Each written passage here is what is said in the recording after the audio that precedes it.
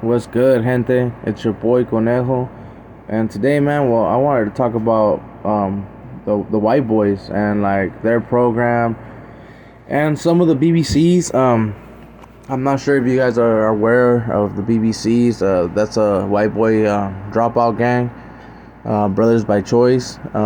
They also have a couple other ones. I know they had one that was founded, like I believe, in Fresno, and one in San Diego, but I'm not really quite sure of their names. But I'm gonna ask some homies to see what their names are. Sorry about that, I had a burp. So as a youngster, I had a couple homies that were like, the white boys.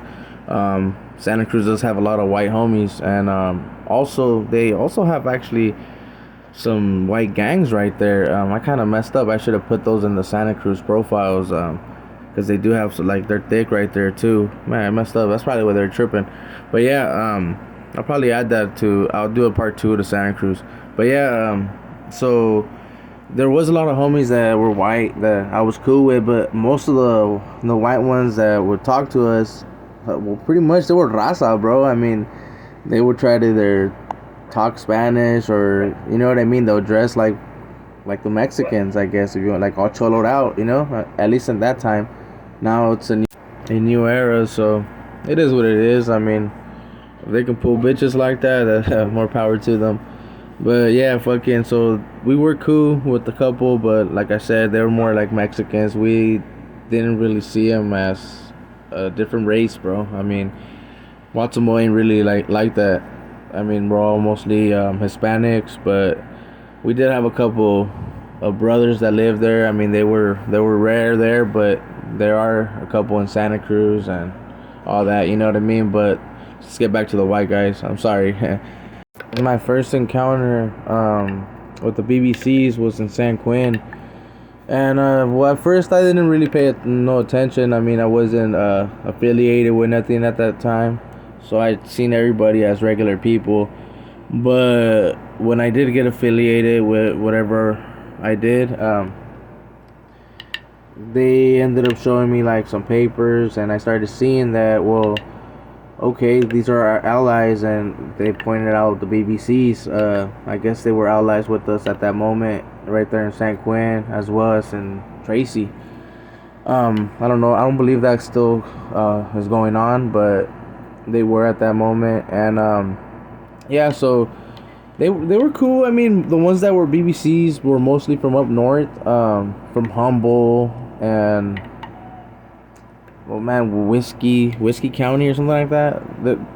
Because the ones from like my area, or like the other areas that were more urban based, they would just do their thing, bro. I mean, you would see a whole different character, but they were still cool. I mean, they were still like cool with their homies and shit, like. But they started being more themselves, you know what I mean? They kept their tattoos. Like I have a couple homies that became compas, and fuck, at first we'd be like tripping out on them, like, man, you really hate us, but nah, they showed nothing but love, bro. Puck, our semis, comps, you already know, and yeah, man, so I would be tripping out, gee, like, what the fuck, but they were cool as hell. So I got a couple of them crazy white boys right here from Santa, that I'd be talking to, but at times, man, they be horseplaying too much, and at times, I mean, I like to joke around too, but at times I feel like they play a little too much, but they're cool though.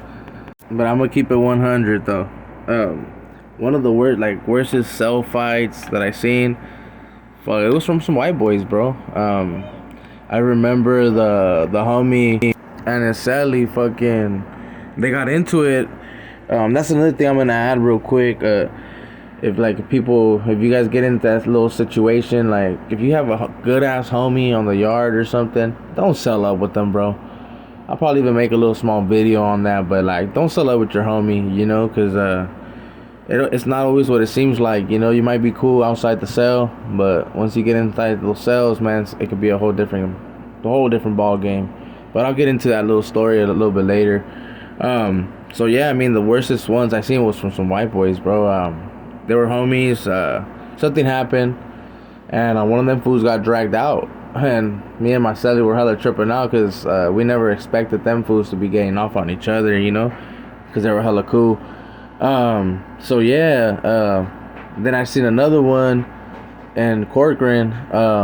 This fool didn't stop, bro. So that's why I know these white boys be on some crazy trip, you know.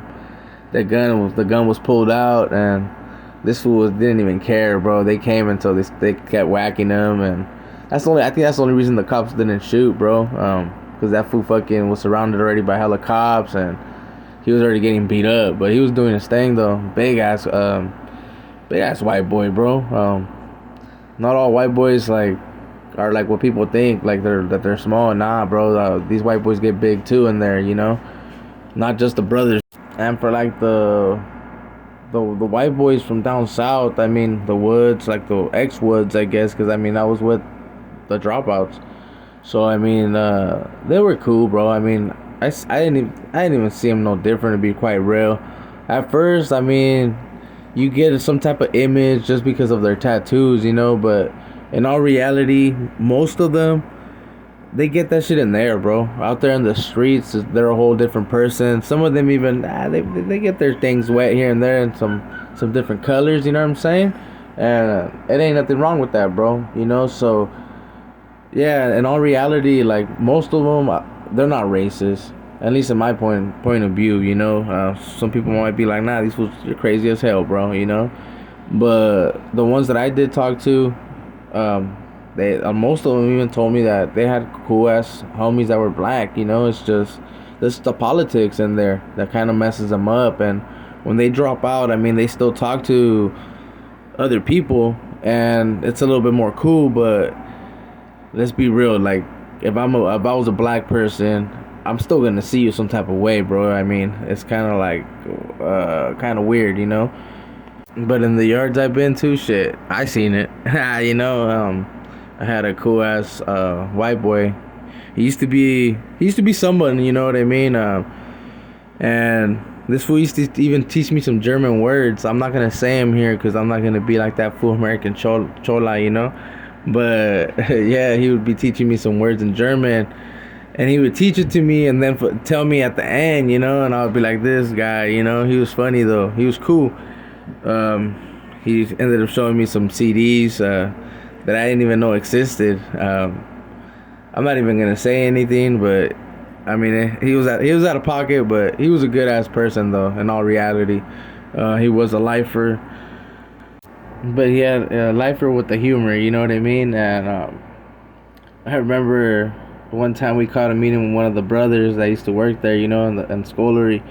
And we're like, hey, how does it feel like to be able to eat in the same table? And he would just laugh, and I know deep down he wanted to flip me off, but he was the homie though, you know. I'm gonna make another little video on the whites from down south, because they deserve their own, you know what I mean. And I know they do have some white gangs down there too. I can't remember their names, so that's why I'm gonna do another one later, you know. But with all that being said, gente, I mean, I send my love to all you guys out there. I'm gonna put the whites first because this is their video, and to the brothers, the sureños, the norteños, the compas, everybody, homie. You guys already know what's up, bro. I send my love to everybody. So make sure to subscribe, hit them likes for your boy, and yeah, man. Till the next time, it's your boy Conejo. I'm out.